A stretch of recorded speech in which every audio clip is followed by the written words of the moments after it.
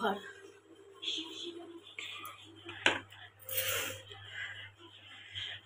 এই শরীর খারাপ দিয়ে কাজ করতে গিয়ে জীবন বেরিয়ে যাচ্ছে। ঘরে ঘরে ঘরে ঘরে সবার হচ্ছে, জানো, সবার আরেকবার করে হয়ে যাবে, কিন্তু ডাক্তারও লিখবে না।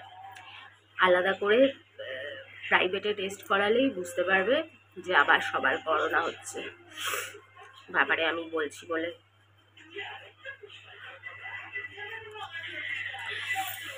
কাজ করতে গিয়ে না দম বেরোচ্ছে, ঘাম ঘাম কিভাবে দিচ্ছে, কাজ করতে গিয়ে জীবনটা শেষ হয়ে যাচ্ছে। তারপর ওই যে এসছিলেন উনি, সিঁড়ি ঝাড় দিয়ে গেছে, আর ঝাড় দিয়ে, ছাদ তো আমিই ঝাড় দিই, কিন্তু অসুস্থ বলে পারছি না। উনিও 6-7 দিন ভুগেছে। তারপরে সবাই বলছে যেরকম বাড়িয়ালিরও, আমাদের বাড়িয়ালিরও ফোন এসছিল,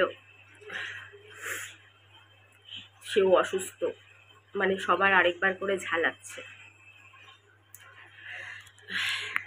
হ্যাঁ, আমার করোনাই হয়েছে।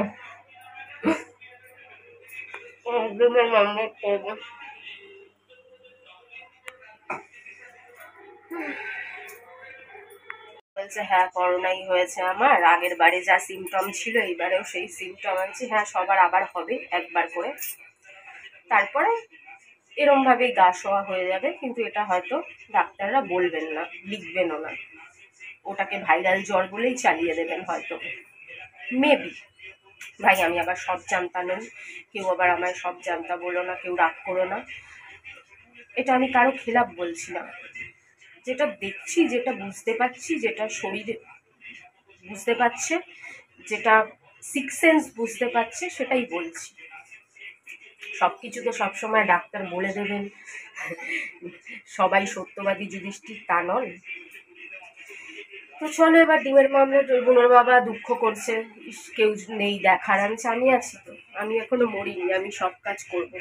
যতক্ষণ বেহুশ না হয়ে যাই, অজ্ঞান না হয়ে যাই, আমি আছি, তোকে দেখার জন্যও আছি। আর নিজের কথা তো কেউ কি ভাবছো জানে না, সবাই সব ভিডিও দেখছে, সবাই সব জানে, কিন্তু এই সময় আরো জেনেও কেউ ধারের কাছে ঘেঁষবে না, এখন কেউ টাকাও চাইবে না। এমনকি রাজীব জানে না, ও জানে, সব জানে, কিন্তু বিপদের সময় কাউকে পাশে পাবে না। হ্যাঁ, কিছু টাকা দিয়ে মানুষ মাঝের মধ্যে দেয়, তার পিছনেও কারণ আছে, তার পিছনেও গিভ অ্যান্ড টেক পলিসি আছে, তার জন্য দেয়, এমনি তো কেউ কাউকে কিছু দেয় না।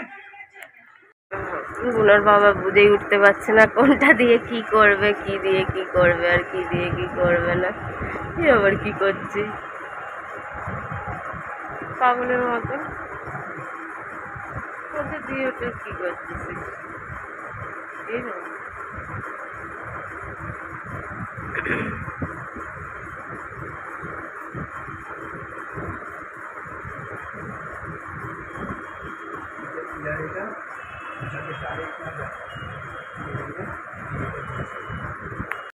না, বোনের বাবা নিজে টিপতেও পারছে না, আমি আবার মুখে দিয়ে পাম্প করে দিলাম।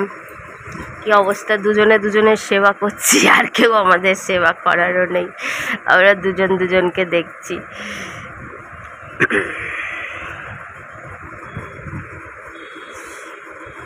কি আরেকবার টিপে দেবো? আবার নিলে বলবি গায়ে জোর পাচ্ছে না, জানো, স্প্রেটাও করতে পারছে না। এছাড়া বোনের বাবা দেখো বসে বসে ভাবছে যে আবার যদি রাস্তায় যাই, আবার যদি অজ্ঞান হয়ে পড়ে ঠরে যাই, কি করব বলো? আমাদের কিছু দুটো যে খেতে হবে সেটাও নিজেরাই করতে হবে, বাজারও করতে হবে নিজেকেই, আমাকে একটু রান্না বাড়িও নিজেদের মধ্যেই করতে হবে, বাসনও মাজতে হবে। যতই অসুস্থ হই খেতে তো হবে, মুক্তি তো নাই। কেনা খাবার তো এই অসুস্থ অবস্থায় কেনা খাবার যে জোম্যাটো দিয়ে অর্ডার দিয়ে ওই সব খাবার খাওয়াও তো ঠিক না, তাই না? বাইরের খাবার বলো, নাহলে আরও এত এত দাম, এত এত ওষুধ, এত এত কিছু খাওয়ার পর। আর জোম্যাটোর খাবার যদি ভালো হোটেলের বাঙালি খাবারও হয়, সেসব খাবারের তো জানো কিরম জমের মতন দাম, ওইসব কি আর আমরা খেতে পারবো? এক এক বেলা অর্ডার দিলেই 200-300 টাকা, তো সম্ভব না। তো কি বলবো বুনোর বাবাকে, আমি তো বুঝতে পারছি না। ছেড়ে দে, নাহলে আমি ঘরে যা আছে ওই ভাত আলু ডাল সিদ্ধ ওই করি, আর আলু ভাজা করে দেবো।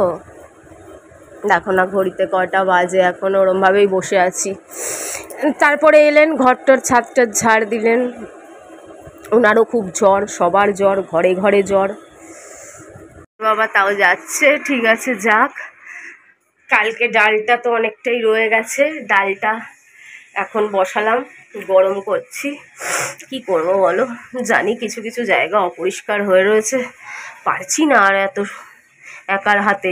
যারা জীবনে ছোটবেলা থেকে কাজ করেনি, এক একজন আছে ছোটবেলা থেকে কি জন্মের কাজ করেছে আমার বান্ধবী, ওরা বাসন মাজা কাপড় কাচা জন্মের পর থেকে কাজ করতে করতে বড় হয়েছে, মানে জন্মের পর থেকে না, একটু যখন বড় হয়েছে তখন থেকে। আর আমরা তারা ঘরে কত হেল্পিং হ্যান্ড রাখে, আর আমি কোনোদিন কোনো কাজকর্ম করি নাই, তাও সব কাজ একসাথে করি।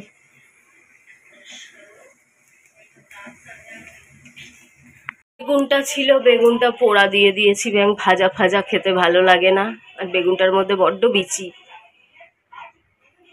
ভাত বসিয়ে দিলাম, দু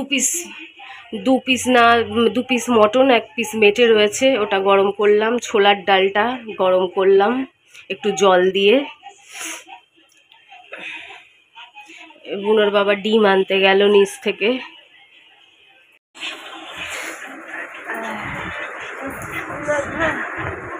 আমার কত কিছু তুলে আসছে।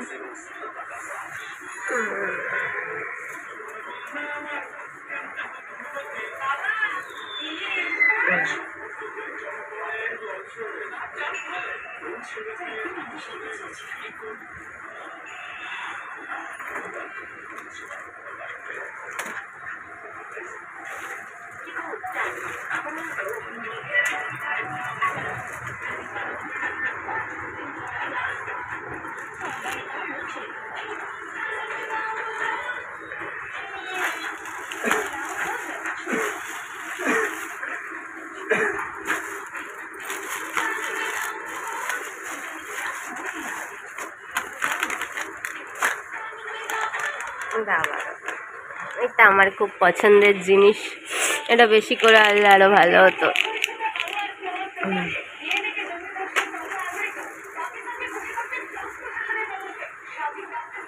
কিরে বুনোর মতন দই নিয়ে আইছিস? দেখো এটা দেখে বুনোর কথা বুকটা চেক করে উঠলো আমার, মনে হলো যেন বুনোর জন্য নিয়ে এসছে।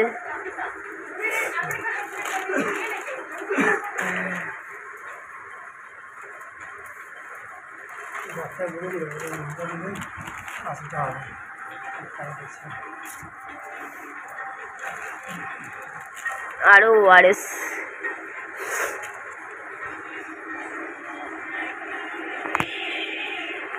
তো বুনোর বাবা তো বেহোশ হয়ে গেল বন্ধুরা, আমি ঘরটা ছেড়ে পুছে দেই, আর কি করব।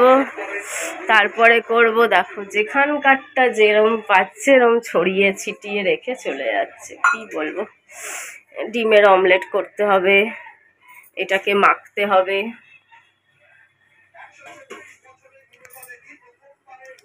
আমার আর ছুটি নাই, পায়রা খাওয়াতে হবে। কয়টা বাজে?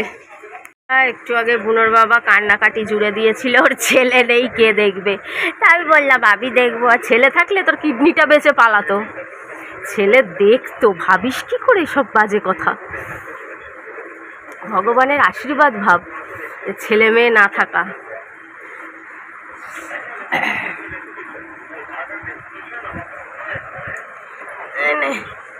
এনে দই, একটু ডাল দেবো তো, ডাল দিয়ে সিদ্ধ দিয়ে অমলেট দিয়ে খা, আর সবার লাস্টে খাবি দই দিয়ে। অল্প করে খা, দেখ ভালো লাগবে, অনেক ভালো বানাইছি। খেয়ে দেখ, ডাল দিই।